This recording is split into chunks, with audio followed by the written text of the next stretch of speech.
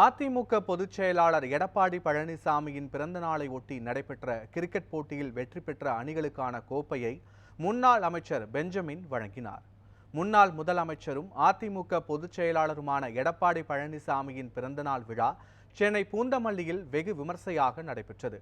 இதையொட்டி அதிமுக நகர செயலாளர் ரவிச்சந்திரன் தலைமையில் இலவச மருத்துவ முகாம், இரத்த தான முகாம் நடைபெற்றது.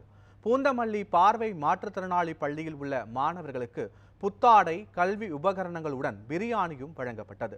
மேலும் எடப்பாடி பழனிசாமி பிறந்த நாளை ஒட்டி நடைபெற்ற மாவட்ட அளவிலான கிரிக்கெட் போட்டியில் 30க்கும் மேற்பட்ட அணிகள் பங்கேற்றன. இதில் வெற்றி பெற்ற பூந்தமல்லி அணிக்கு முன்னாள் அமைச்சர் பெஞ்சமின் பரிசு மற்றும் கோப்பையை வழங்கினார்.